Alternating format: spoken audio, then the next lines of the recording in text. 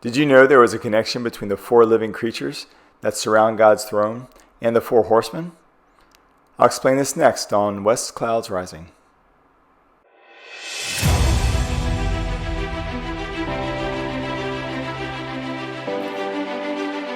Welcome to West Clouds Rising, a site dedicated to biblical prophecy concerning the end of this age. I am Joel Michael, and today I'm going to talk about the four horsemen. And I'm going to talk about how they are connected to the four living creatures around God's throne. You may have never heard of this connection, and I hadn't either.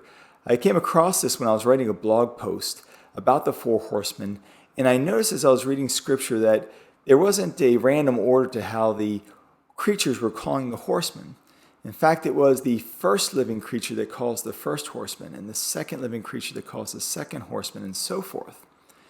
And so when I look back at Revelation 4 and the order in which John introduced the living creatures and lined that up against the four horsemen, I saw there was a relationship between the two. And that relationship is an inverse relationship. So whereas the four living creatures seem to represent a part of the nature of Christ, the four living horsemen are like an inverse or twisted version of that nature. So let's start and I'll explain as we go. So the first living creature is the living creature that looks like a lion. And as such, he is thought to represent Christ's kingship. Now, the first horseman is the horseman on the white horse, and he represents false Christ both as king and priest. And so we see this inverse relationship between the living creature and the first horseman. Now, this can also be established through Matthew 24, which is a parallel scripture to Revelation 6. It gives us the same events and order as Revelation 6. And in that, Jesus tells us that the first sign is false Christ. So through this, we can establish this inverse relationship. But does it continue?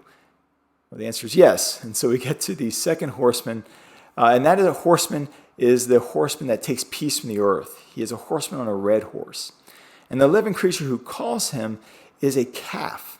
Now, this can be interpreted in the Bible sometimes as an ox or a bull, but it's a young ox or a young bull. Now, this is a sacrificial animal. So this animal is slain and butchered to atone for sin. Now, what's interesting is that when we read about the horseman on the red horse, it says now, in his case, he will take peace from the earth, and men will slay men. And some of the translations are, men will butcher men. So once again, we see this inverse relationship where you have the good of sacrifices for the atonement of sins, and then you see the evil twisting of that, which is men slaying men, not men slaying animals. Almost treating men like animals. Now, when we get to the third horseman, we see a similar relationship. The third living creature has the face of a human. And as such, he is thought to represent Christ's humanity. Now, the third horseman, the horseman on the black horse, many people think of him as being relating to famine. And famine is an important mechanism of how he works, but that's not his intent.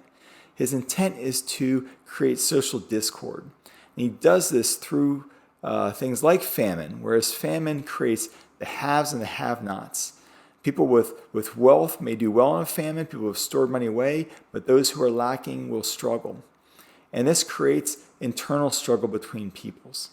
Now, this can also be corroborated through Matthew 24. Jesus tells us in that third sign there'll be kingdom against kingdom, and uses the words ethnos against ethnos. And ethnos is a Greek word. It means peoples, cultures, races. And so through famine, this third horseman brings about social discord because of this imbalance, and causes the classes of people to come against one another. Now we get to the fourth living creature. We once again see this relationship. The fourth living creature looks like an eagle. And the eagle represents Christ's divinity. And you see in Revelation places where the eagles are flying in heaven, in mid-heaven. So this is a heavenly creature. And when we get to the fourth horseman, this is a horseman on the pale horse. His name is Death, and he represents death, but also Hades, the underworld, follows behind him. So once again, we see the living creature represent heaven, and the horseman bringing Hades, the underworld, with him. So I hope this better understands the nature of the horsemen and the four living creatures, as well as their role.